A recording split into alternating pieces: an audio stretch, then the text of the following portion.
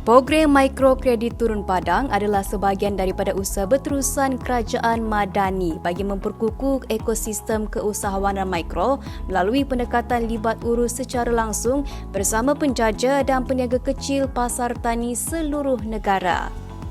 Sejajar dengan inisiatif Perdana Menteri Datuk Seri Anwar Ibrahim yang menggalakkan institusi kewangan mendekati peniaga kecil secara proaktif bagi memudahkan akses kepada pembiayaan untuk memulakan atau mengembangkan perniagaan mereka.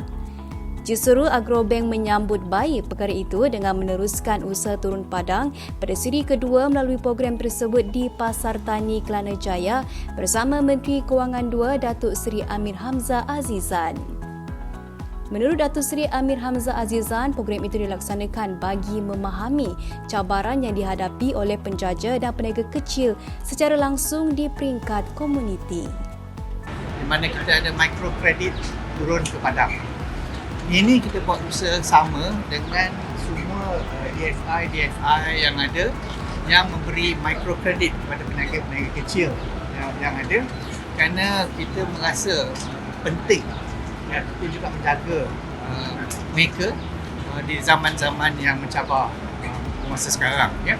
Jadi dalam skim yang kita ada sekarang, kita telah melihat sumbangan yang diberikan oleh BSN, Bank Rakyat, Tekun, AIM dengan ni semua yang telah bekerjasama, di mana kita berusaha untuk mencari jalan di mana kita memberikan peluang untuk peniaga-peniaga untuk mendapat pinjaman agar dia boleh memperkembangkan dia punya perniagaan dengan lebih baik lagi. Presiden dan Ketua Pegawai Eksekutif Kumpulan Agrobank, Datuk Tengku Ahmad Badli Shah Raja Husin berkata, Agrobank menyediakan pelbagai kemudahan pembiayaan antaranya agro penjaja AI. Kami sediakan banyak kemudahan kepada peniaga-peniaga kecil, khususnya penjaja melalui program agro penjaja AI dan khas kepada peniaga-peniaga pasar tani di bawah Fama.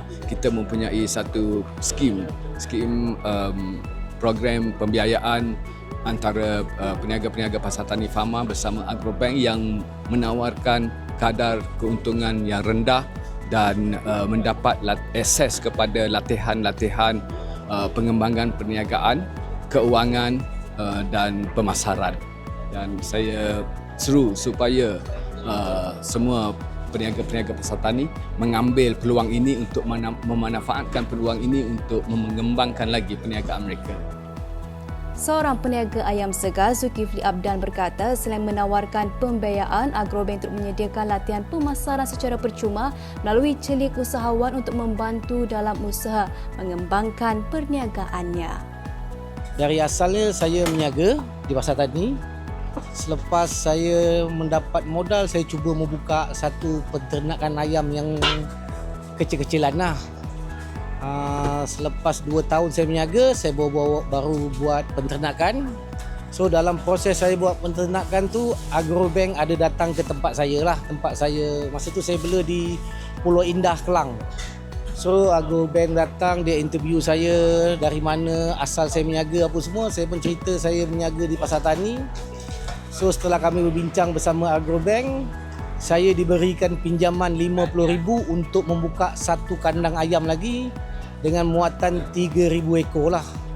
Bagi seorang peniaga makanan ringan Kerepek, Amirul Hizan Sakimat berkata, keluarganya diberi tawaran pembiayaan yang cukup bermanfaat antara RM20,000 hingga RM30,000 sehingga dapat memperluaskan rangkaian pemasaran produk keluaran syarikatnya di Sarawak, Sabah, Brunei dan Singapura.